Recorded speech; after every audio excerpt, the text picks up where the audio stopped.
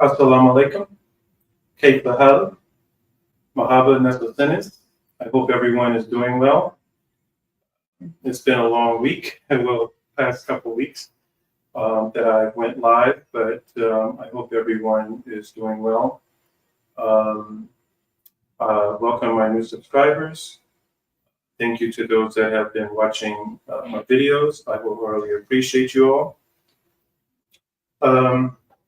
It's been a busy past few weeks. A lot has happened. I don't really like what the situation that's still going on in Gaza. And I really didn't like the things that I saw happen in Iran, but I'm glad that Iran prevailed.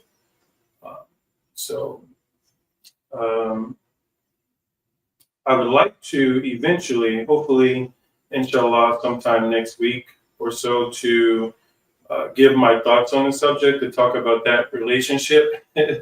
Well, I say relationship because I don't know, it's just so much I want to unpack and go over with the situation between U.S., Israel, and Iran. But the last couple of weeks, I have been going down a rabbit hole a little bit, looking at the Steve Harvey Family Feud. And one thing that I noticed is that I was up until like 1 o'clock in the morning looking at this stuff. And I was amazed by the people in Africa, how intelligent, how college educated and success driven so many people on the show was. Not that I really like the show or whatever, but I guess it's okay.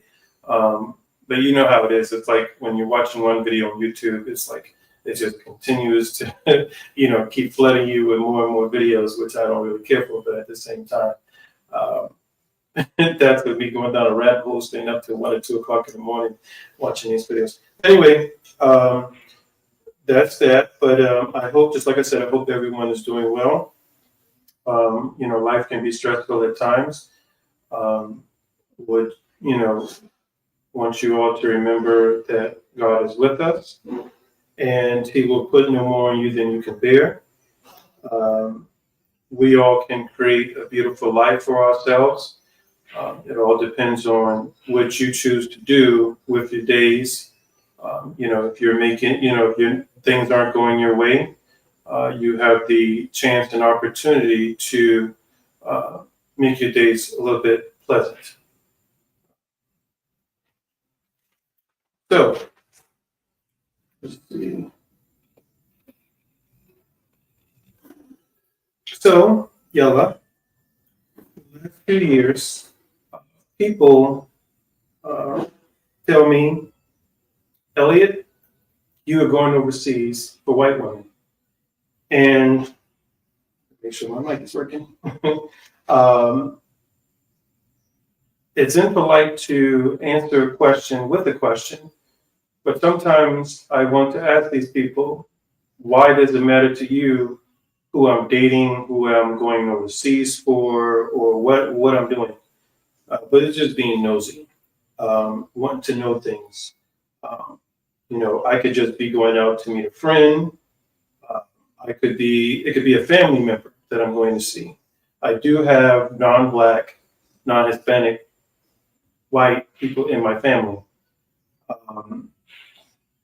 Even if I was out the country dating a white woman, just expect her to be beautiful, beautiful and intelligent. Similar to the young ladies in my thumbnail, at least 2 of those are white women, at least 2 of them. But anyways, that's beside the point. That I wanted to mention about the thumbnails. But anyways, what led me to speak on this subject, a couple weeks ago, I was talking to a young lady in one of the grocery stores near my house. And I noticed while me and a young lady was talking, we were in the grocery store because I'm in the grocery store 3 or 4 times a week or so, and I always see the young lady. So this particular day, we're having a conversation, and she asked me, Elliot, which way is your car? For the store, two exits. So she asked me which direction, which side is my car on? And she was going to walk me to my car. So as we were walking, we stopped at the front of the store, and I noticed there were about at least 3, I know it was 3, possibly 4 white girls that eventually, they were coming from their vehicles, approaching us, because we were in front of the store. We wasn't like blocking, but we were off to the side. And I noticed from my peripheral that the young ladies, all of the young ladies, their facial expression basically looking at me and the white lady that I was talking to, and she's a very attractive girl, and I'm an attractive guy. So we were standing up outside the store by the sliding doors. So, and I'm just trying to give a visual image of everything. So I noticed that the young lady, the 3 or 4 girls that walk, they came in, they didn't come in together. So these girls, they had to come in, let's say, about a minute and a half to like 3 minutes apart from one another. But me looking at their facial expressions, because the young lady I'm talking to, she's like here, she's like standing in front of me, and I'm bearing off to the side because, of course, people are coming in our direction. But I also noticed, like, okay, these are attractive, I won't say beautiful, but at least attractive women coming through. So when I noticed this, I looked at their facial expression, and it was like as if like it was a bad thing, right? Like danger, like that face somebody makes like danger. And then eventually they did like this and smiled. So it's like they gave, when they first looked at me and the young lady having an interaction, it was like the danger like reaction, and then eventually they saw us talk for a while, so then they smiled. And I was like, And I said, okay, I know why that is. So I eventually went to the store the next day, of course, because just that I have this thing when I go to the grocery store. What I noticed a few years ago, when I go grocery shopping, let's just say that. When I go grocery shopping, I noticed that when I go to the grocery store, I would just get a buggy and just put a bunch of things in a basket. Well, I noticed that some of the food items that I would put in a buggy, I would look back in the refrigerator or the freezer and notice that 2 or 3 months later, that I would have those same items. And I was like, okay, I'm wasting money. So this is why I started just, being okay with like either not just going to the store buying a bunch of groceries. So with these girls' reactions, when I went back and told the young lady I was talking to in the grocery store that I always see, and I told her what happened, and she, gave her opinion and gave me like her thoughts and her experience on the subject. So I eventually, telling her this, and then eventually surprisingly, she tells me, "Well, I only date black guys." So I started laughing. So eventually, we went more in depth, talking about it, and I got my stuff and left the store. But it just wanted me to do a video and come up with some good material. And what I'm about to discuss and go over is my experience with, let's just go ahead and say it, white Americans here in the US, or white people in general. So this is just my experience and my option of view of the situation. So I want people to view this video in a positive light. I want people to be well, not want them to be.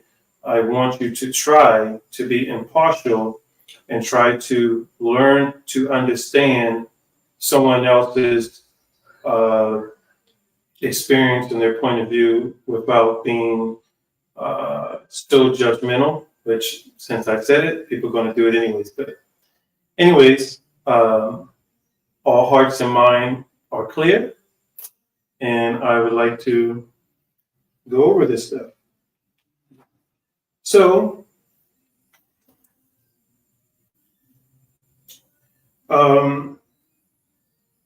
before I go in depth, I remember a few years ago, I have talked about my Iranian young lady friend that I was going out with, like sometime in like 2021. And right before we started going out and everything, just getting to know her. And I've talked about the Iranian girl that I dated in my past videos. And before we start going out, and of course, she's Iranian chick, and when you look at her, some people say, "Oh, that's a white woman," right? So one thing that I noticed, didn't notice, excuse me.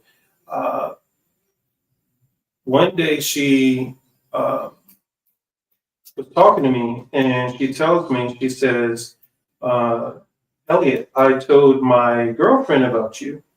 And she says, well, when I was talking to my girlfriend, she says that Black people are dangerous and violent.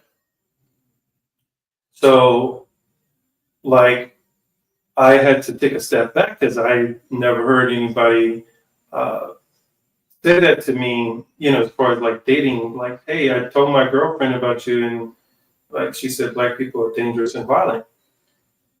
So, eventually, I went on and I told her, I explained to her things that have happened in the U.S. as far as history. I explained to her about slavery. I explained to her about the Jim Crow laws, to where segregation, Black people, white people lived on this part of town, and the fact that we had terrorist groups as far as the KKK that tried to terrorize Black people. I also talked about how there is still gentrification today in the U.S. Gentrification, what I'm talking about is how in the U.S. you could see like some of the neighborhoods that I grew up in, and even some of the neighborhoods today that mostly Black people were in are now like the prime real estate here, at least where I live in South Carolina, but I'm pretty sure that there's many places throughout the country like this, to where now it's like they make the place so unaffordable that they drive more of the, I wouldn't just say poor, but I would say low middle class out, and only people that probably like moderately wealthy, or I want to give a number, but now I would say if you don't make over 200 something thousand in the U.S., it's almost like because we have a high cost of living. So I would say if you're not making it, you probably won't be comfortable. But some people can be comfortable. It just depends on your lifestyle. I like good quality, so when I buy things, I let's say good quality. And let me go over this thing about the cost of living quality. Like when I was 19, I remember I bought some furniture, this little side thing that wasn't even in the script. And I noticed that I paid $500. This is like I was 19 years old. I paid $500 and bought some furniture off a truck, right? And this is why you don't listen to people. So I bought some furniture off this truck. And I was like, okay, nice furniture. In 3 months, and I paid like $500 for like the love seat and the long chair. And I paid $500 for that. Within less than 6 months, it was sinking. And this was like when I just moved in and I had no furniture. And then I was like, okay, well, I'll sleep on the couch first. I'll buy a couch set, sleep on the couch, and then get a bed. In less than 6 months, that couch was sinking. So I was like, never again. So ever since then, I always, bought good quality items. And so I won't have to buy the same thing 2 or 3 times. So when Meryl told me that her friend says this, and, I explained to her, about gentrification and all that stuff. And so I respected her and loved her because regardless of what her friend told her, we still went on a couple dates together. We went on many dates together. And we also spent time in multiple countries together. So I wholeheartedly appreciate and love her for that, not going by what someone else tells her and try to spread this negative light on Black people and calling us dangerous or violent. Because I explained to Mira, and I was like, not all of us are like that, like what you see on TV. That's not the whole, that's not the majority, And, I explained it to her. And the other thing I started thinking about this stuff, I said, you know what? I said, this is what I used to watch this guy, and I still watch it occasionally, not so much, but this guy, Kevin Samuels, rest in peace. And Kevin Samuels would say, single women keep women single.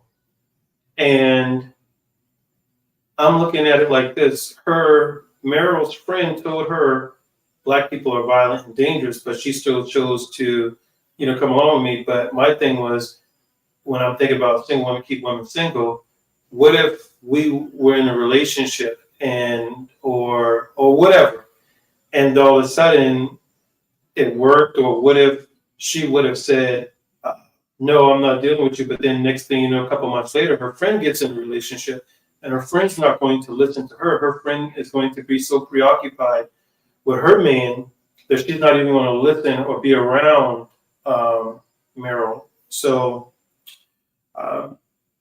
that's the other thing that went through my head, a little bit later, this thing about relationships and even like communicating with our friends and family. If people in our lives, and they may not be as happy for you as you would think, just like the people that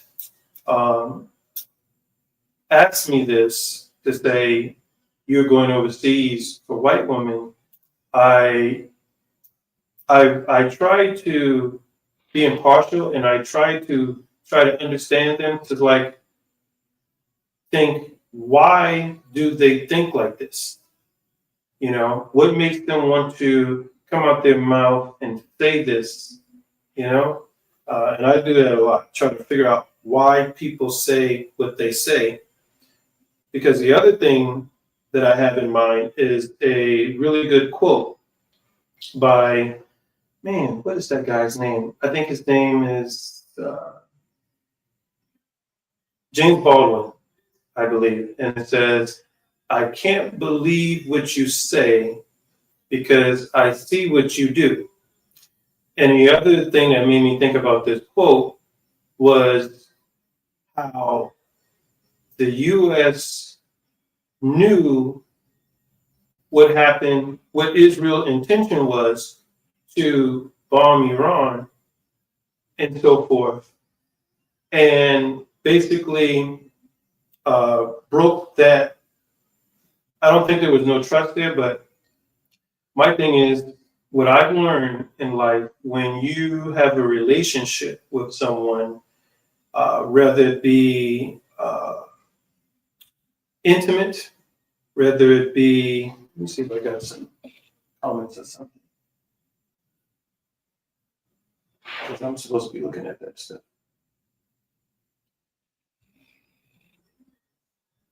Yeah, so what I noticed was that when a relationship starts, one thing that you have to do is build trust with the other individual. And the way that that transpired, I was like, what just happened? The US and Israel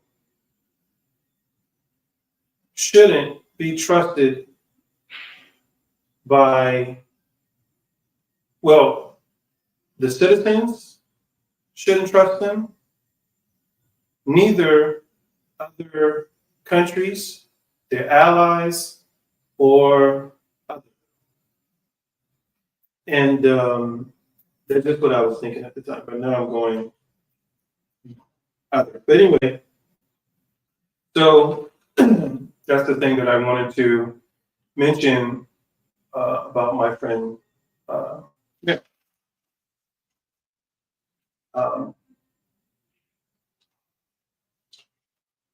And one thing, when I see bugs or insects, I'd be like, whoa.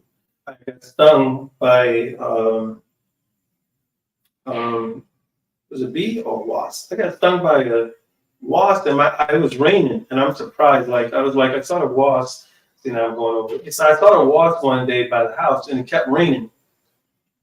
And I was like, I'm gonna get this thing out, because every time I come home, that wasp would move around. I'm like, oh my God. I just start sweating. So I noticed when I noticed it was raining, I was like, I'm gonna get them. I'm gonna get that wasp. So just one. So I was just like, I'm gonna get that wasp. So eventually, I took the spray. I had like the wasp spray. It was so funny. I had the wasp spray, and so I get the wasp spray and spray. Man, because you get the wasp spray, you can spray like 20 yards or 20 feet or something like that. And I noticed the dang old wasp came direct at me, hit me, man. I had a big old, it's a big old knot, like a big old puff thing by my eye. I was like, dang, for like 2 or 3 days, and it stings. I was like, dang, I said, that dang old wasp still get me in the rain. But then I realized later, and that's why you need to read, it's better to, you got wasps and stuff, it's better to spray them at night because they're sleeping. So I was like, so I got it now. Because that thing, I was like, never again. But anyways, I have a quote, another quote by Nelson Mandela. No one is born hating another person because of the color of his skin or his background or his religion. People must learn to hate. And if they can learn to hate, they can be taught to love. For love comes more naturally to the human heart than its opposite. When I was about 10 years old, our next door neighbors, Mr. and Mrs. Hammond, they were a white couple, possibly in their late 60s. And I was probably in 5th grade at the time. And I remember this couple would, for years, bring fruits and vegetables from their garden to my parents' house. I also remember a white couple. They were possibly in their early 40s or late 30s or so. Micah and Teresa. Micah, rest in peace. Micah, as a young man, Micah taught me how to make things out of wood. And I'm just a little boy, like 10 years old or something. So we'll be like, my parents allowed me to be out till like midnight um, at Micah's house. And he would carve things out of wood. And we would take things to the what do you call that thing? All I know is like the fairgrounds. It's like just imagine if you're in like Bangkok, Thailand, and people got their, I forgot that name of Shatwick or something like that, or, people selling their products or whatever. So we would, oh, the flea market. He would make stuff out of wood and then go sell it at the fairgrounds. But I also believe that was a part of teaching um, me, now that I look at it, as a part of entrepreneurship as a young man. The other thing I remember about this white couple, Micah and Teresa, at the tender age of 10, I noticed that, well, not noticed, I need to stop saying that. I remember uh, once or a few occasions to where we had no electricity in our house, and we would light candles. And I remember on a few occasions, Mr. Micah and Teresa, they allowed my family to run extension cords from, now our house was bigger than this because of course we have a large family, and they're living in this trailer, but it was nice. And they would run the extension cord from our house to their house so that we can get electricity. I remember a couple of times to where I don't know who one it was, but I remember there being a generator one time inside the driveway of our home, in between the houses, in between our house and theirs, and we were able to run the generator to get electricity. I could remember a time when um, we had a huge water leak underneath the house, and the light bill probably was up to maybe $700-800 or more. And this was probably in the late '90s or early 2000s, so like 2001 or something. I don't know. But I was probably about 14, probably in ninth grade, 10th grade or something, probably in ninth grade, eighth grade around that time. And I remember Micah and his wife, Teresa, they would allow my family to come over to their house, take showers in the morning and take bath shower at night. Uh, and I also remember that we would take like the 5-gallon clear jugs of um,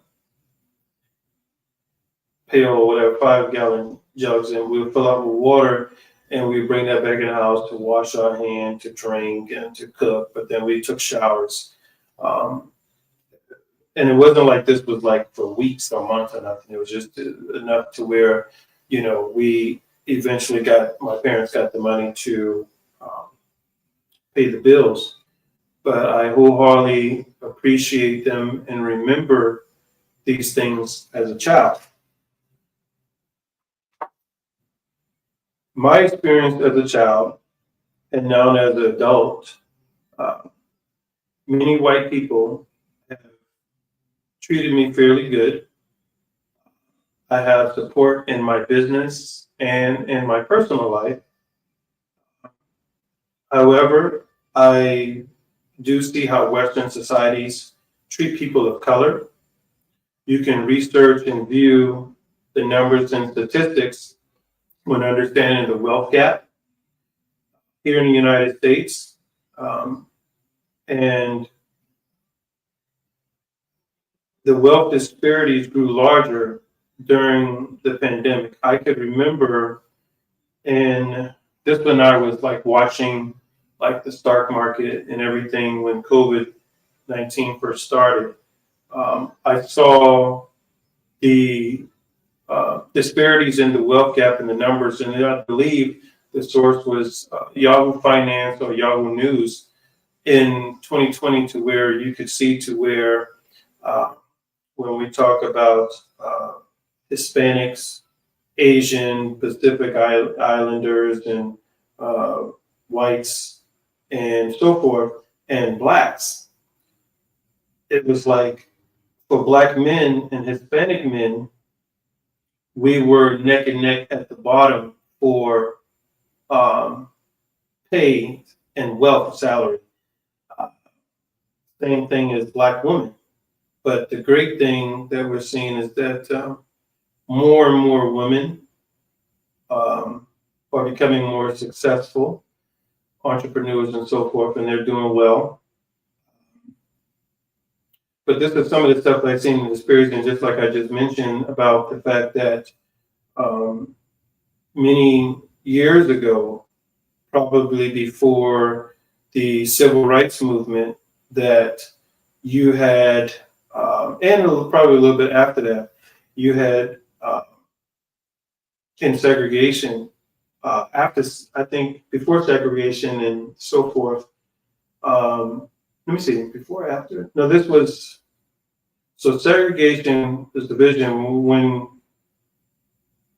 we were segregated, black people had the prime real estate. They were next to the,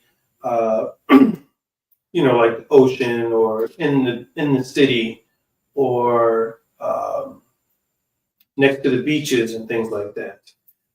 The area to where you see now, and it's like it's hard to afford that in the area. And I've heard that the people would make laws and so forth to try to take these people's land and their properties. So that's the stuff that and I'm sure it still happens today in the U.S. Um, and you can find some of this information when I talk about gentrification and so forth, and how Black people are treated here in the U.S. You can look at articles on the Associated Press and Yahoo News or Yahoo Finance, and you can see that I'm not lying to you. I understand that everyone shares different life experiences. I'm just telling my story in my observational view.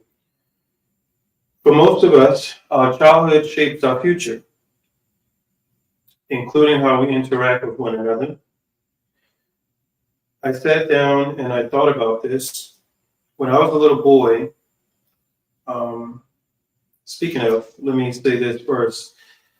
In psychology, I've read a few books and so forth that will tell you that during the early stages of life and human growth and development, little boys will become attracted to their mothers physically.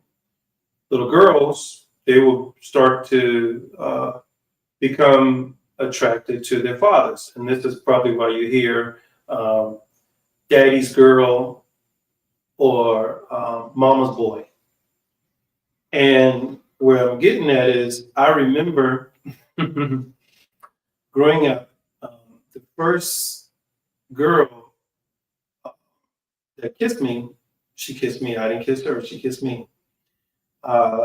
She was a mixed girl. She was a mixed girl. So if I remember, her mom was white, her dad was black,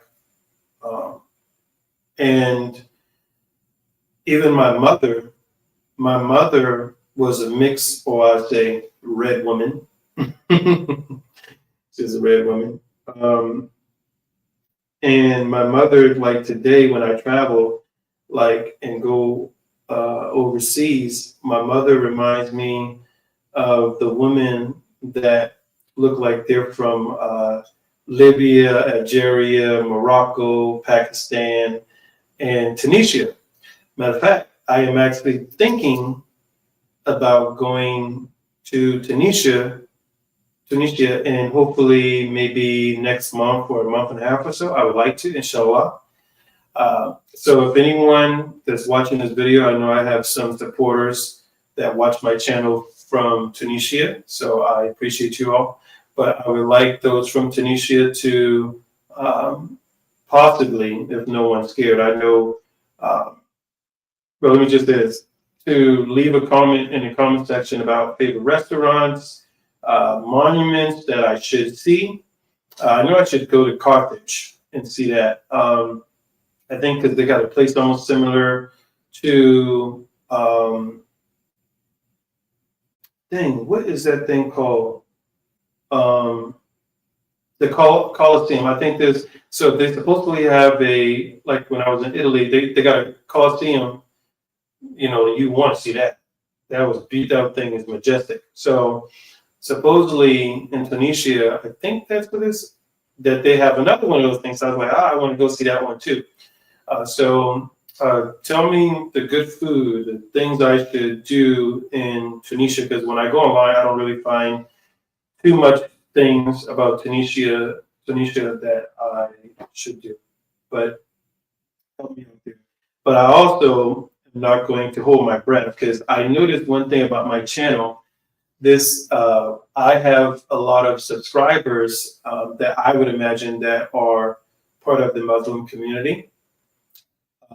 And I noticed that we are private people, and not everybody is going to put the information online, like comment, post pictures, and all that stuff. So I understand. So if you don't want to, you don't have to. I'm just saying. The other thing is, I know a lot of people in other countries don't get to talk about these issues in, Muslim countries specifically, I would say. So that's that. But let's see. And just like I said, your child shapes your future. So, little boys and their mothers, and their little girls. I remember in elementary school, there was this beautiful, well-dressed woman from Lebanon. She was beautiful. And maybe if anybody watching my channel that went to school with me, they would know if I said she was from Lebanon. Just like beautiful woman.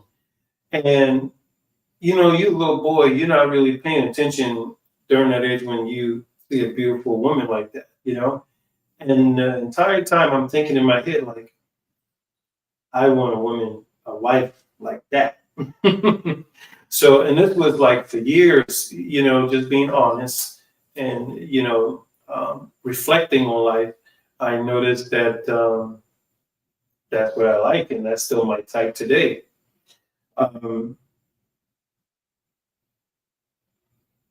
When someone tells me you're going overseas for a white woman, I say it is ignorant. That lets me know that they aren't cultured, and they probably have never traveled outside the US. And possibly they don't know history.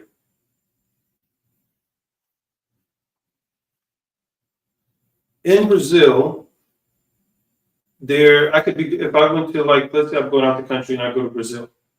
There's Afro-Latinas in Brazil. In, let's see,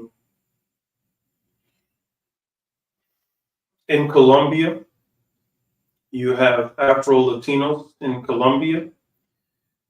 Specifically in Barranquilla, you have Afro-Latinos, and what is that? I think it's want to say Cartagena or Cali, Colombia. You have Afro-Latinas.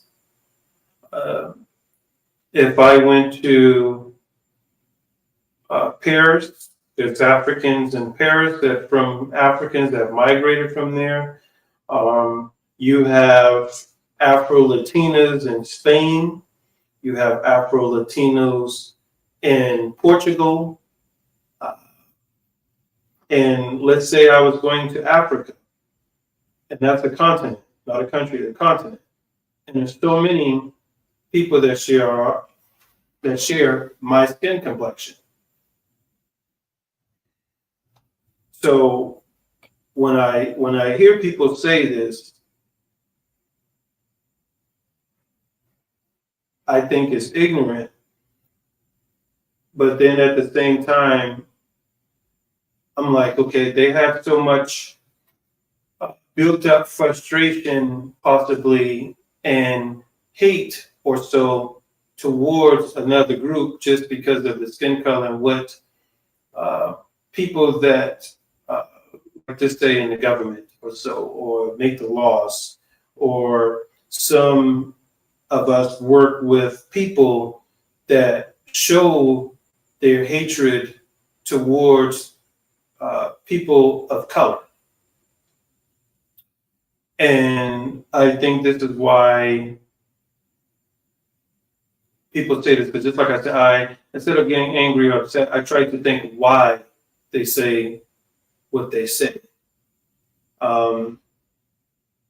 In Central America, you have Afro-Latinas in the Dominican Republic. We could even go back to the Indian Ocean trade, where it involved East Africa, the Arabian Peninsula, South and East Asia. Many Africans were enslaved through this trade route.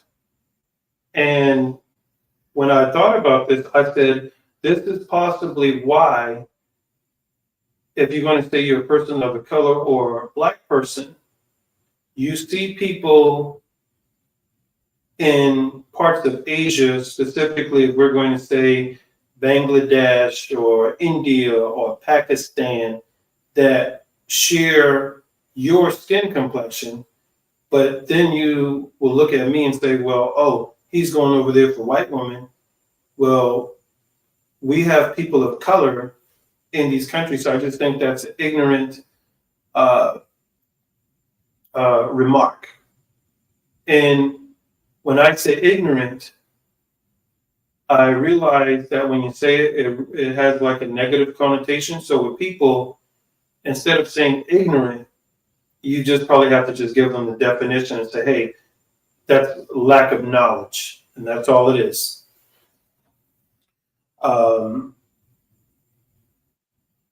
And when you see people in Asia that share your skin complexion, they possibly have mixed heritage, 2 or more ethnic backgrounds. You know, there's people in Germany to where, you know, the mom could be African and the father is from Germany or something, and you have a bunch of mixed people. So it's just an ignorant comment. I think people should be more mindful when they come across and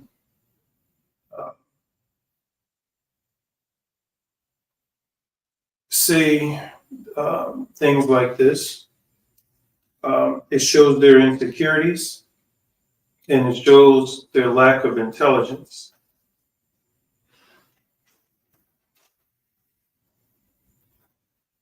You know, I keep looking at this screen. I hope supposedly everything is good so far. Yes. As I told the white young lady in the grocery store when I saw that these 3 or 4 white women, you know, looked at us as if somebody was in danger or something was happening and somebody needed help or whatever. I told her that even with white people look at black people here, And I'm pretty sure many others probably look at us and fear us, which I don't mind because I don't need nobody coming up to me trying to get over on me or try to scam me or whatever. So it doesn't matter. So I'm good with that.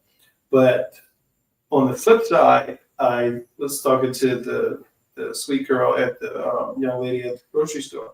And I said, you know something?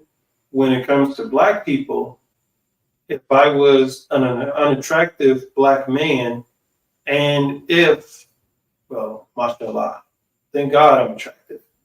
But if I was an unattractive black man, and if they didn't think that like if I didn't dress the part to where I look like I don't have any form of wealth or something, then nobody would say nothing.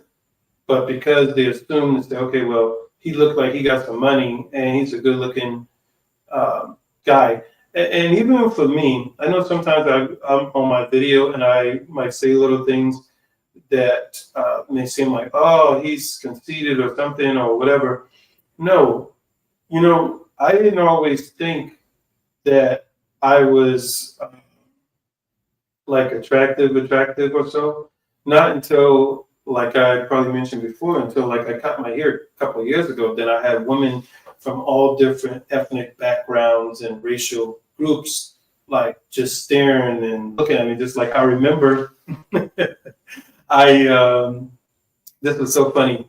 So just like I said, I do real estate. So I had this Brazilian girl. Well, I have Brazilian girls, mostly Brazilian girls, cleaning for me. And I noticed that one of the girls is new, so she came to the house. And I'm there doing something, dropping something off, trying to help the maid out a little bit before a guest check-in. And so there's this beautiful Brazilian girl. Well, I didn't know she was beautiful. All I did was like I went upstairs and I changed out the filters in the house. That's what I did. I went out, I took the filters to change the filters in the home. So I'm there and I eventually was grabbing something off the floor. And the girl, she looks at me, turns her head, and looked back. Oh, in my head, I was like, oh, she liked me. She's attracted to me. Because when someone looks at you, man or woman, they look like this, and they look back, that person's attracted to you. So she did that. But then when she did it, she did that, she turned around, and then she took her hair out her ponytail, and I said, huh. I was like, okay. Because women play with their hair when they like you too. So I was like, I said, this one here. And she's a beautiful Brazilian girl. And I noticed that when she put on her hair and her hair was so long, I said, dang, I said, okay, she's a good looking girl. And that was just funny, little side thing. But so that's that. But what I've noticed is that regardless of me making a video, regardless of me, you know, correcting someone when they say this to me, I realize that it doesn't matter. You know, some people are not going to change. That's just how they think. They're just always going to be somebody that's offended by that. No matter the race, white, black, Asian, whatever, purple, green, you know, that's, somebody just going to be offended. But I think over time, like I saw someone made a comment or so about, you know, maybe when people from most of the older generation leave this place, maybe we will see less hate, but I understand that it is taught, so we'll see.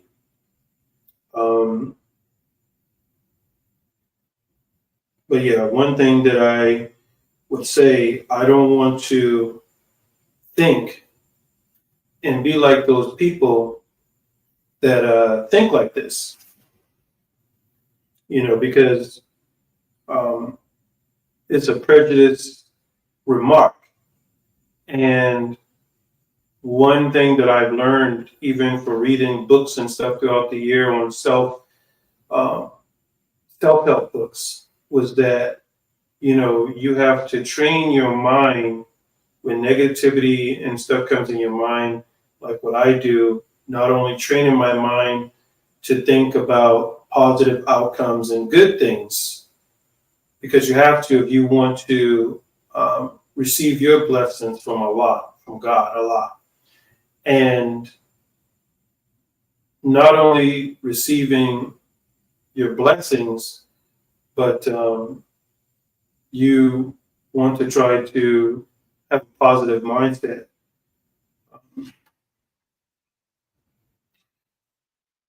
And before I finish, so I hope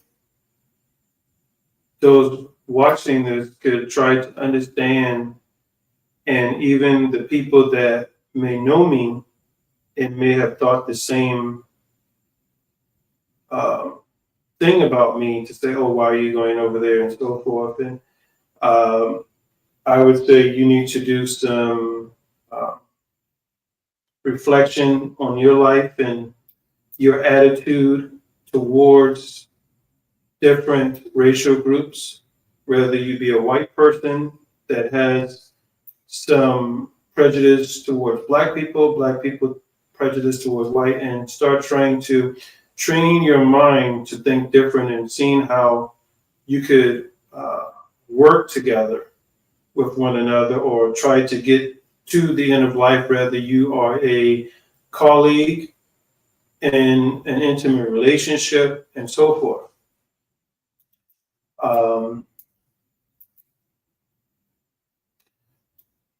Like this conversation I had last week with the Uber driver,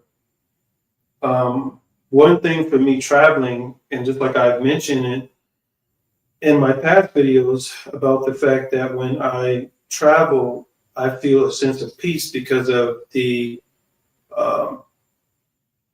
prejudice and so forth.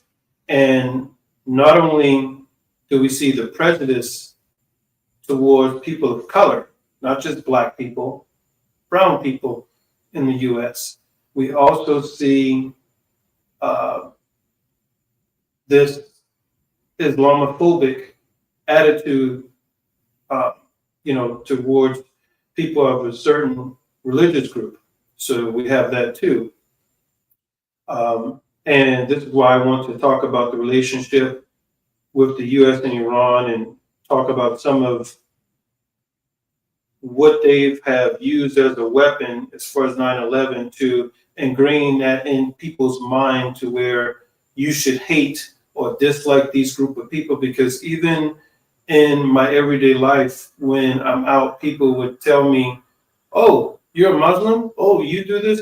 And I have to explain to them, and I tell them, say, wait a minute, regardless of if I'm a Muslim, you're a Christian. We have, in the Old Testament, you have the Torah, which is the first 5 books of the Bible. It's in the Quran. If it tells you not to eat pork, it's in Leviticus, to where you can find that you're not supposed to eat certain types of meat. Also, now it's up to someone's interpretation, but when I was watching videos last, probably like 2 weeks ago, and this thing about, I don't know if the law is passed or whatever, but women in the UK, if they're walking around wearing burqas, to where they, cover their whole, wearing a veil to where you can only see, their eyes, they wanted to ban this. And basically, that's just a form of self-control. These women are wearing it. Some women, I've seen so they like to wear it. Some women, they're very traditional, they like to wear that stuff and so forth. And maybe some women don't want to wear it, but they wear it. And in the UK specifically, the women want to wear it. And you have these lawmakers and so forth wanting to ban it. And I just think that was a form of self-control, because you're telling someone that you want them to not wear something so you can see their face or see their body. So I just disagreed with that. But just like you see everything that's happening in the Middle East and so forth, and you see these things like, as long as we can get some money, from the Muslim community, we good. But when we think we want more greed, then we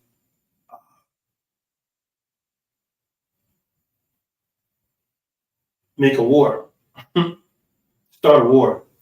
But anyways, I don't want to go down the rabbit hole. I'm actually hungry. Um, but like I was saying, I was talking to an Uber driver last week, and just like I said, the other reason I travel is because of peace, and when I'm in a Muslim country, I can eat the foods that I want. And there's peace. Islam is a religion of peace.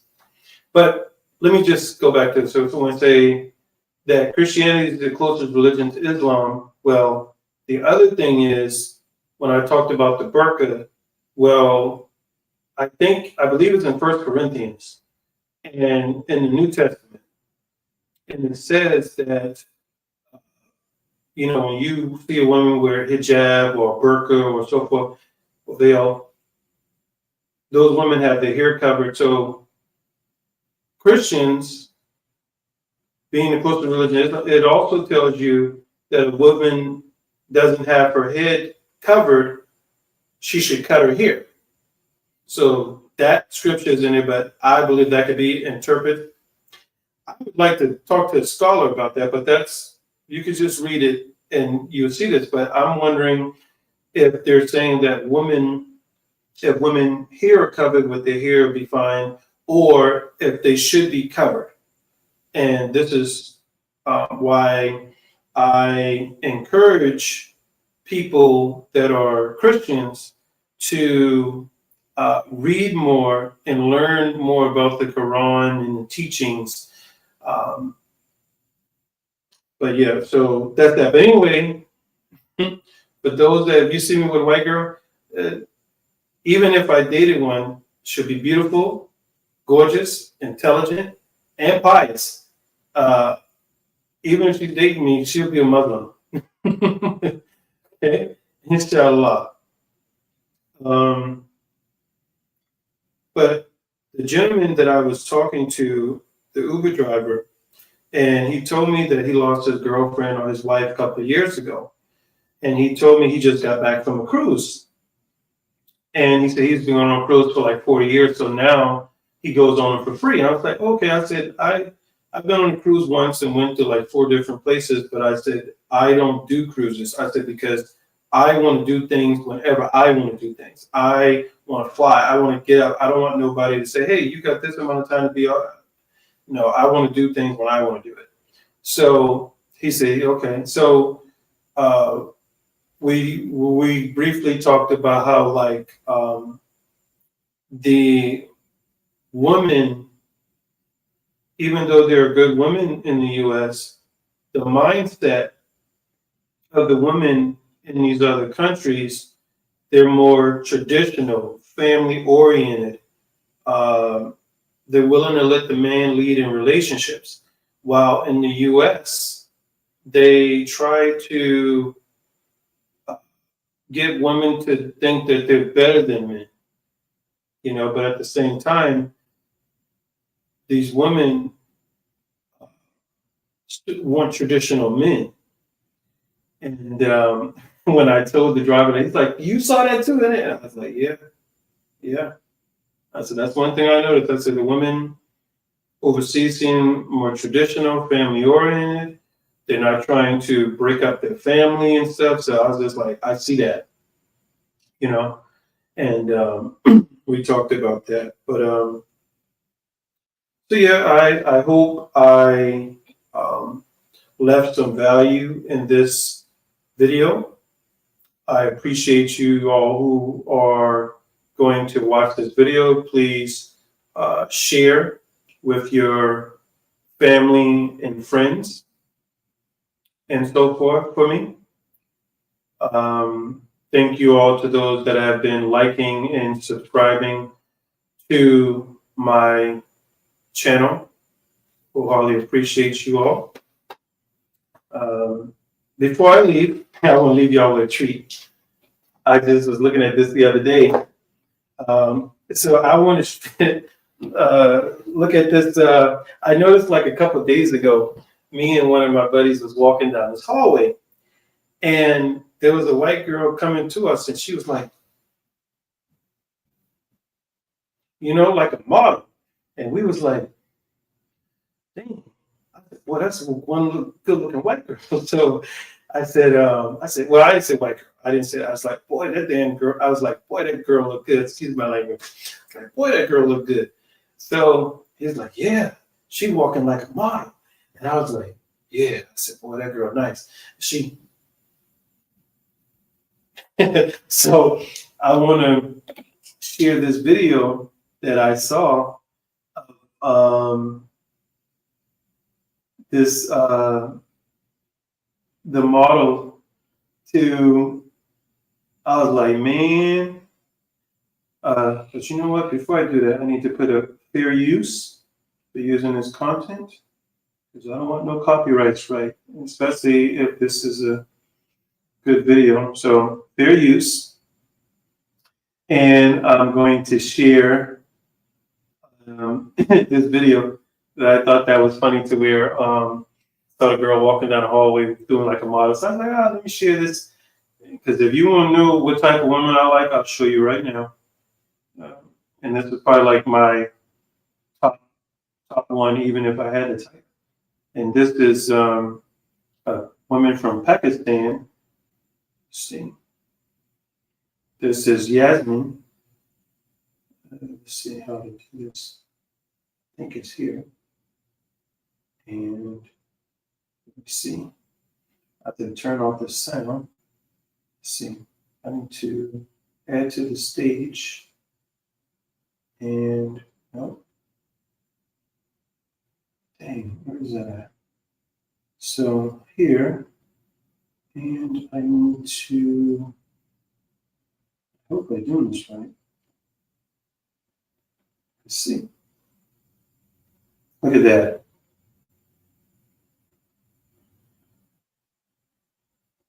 Beautiful. Man. But yeah, that's my type, for those that are wondering. And I'm going to show that again because let's see.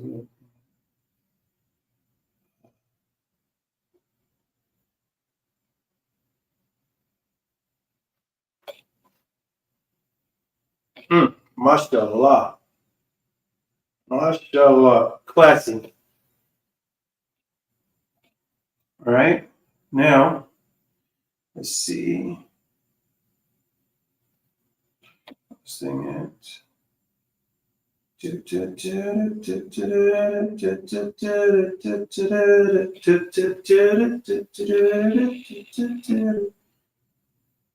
All right. And let me show you one last one before I go. Who's that? Let's see.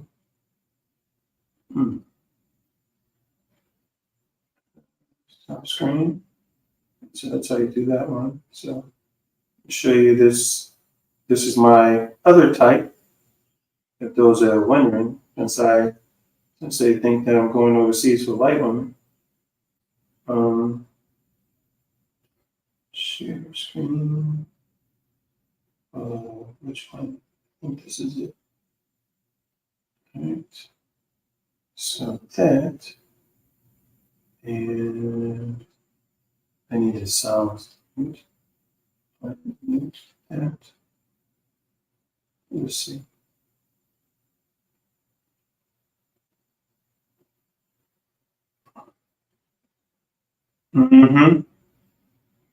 Iman Hamam. That's my type. Y'all think I'm going overseas for light one. Even if I was, she's gonna be beautiful and gorgeous. Look at that. Mashallah.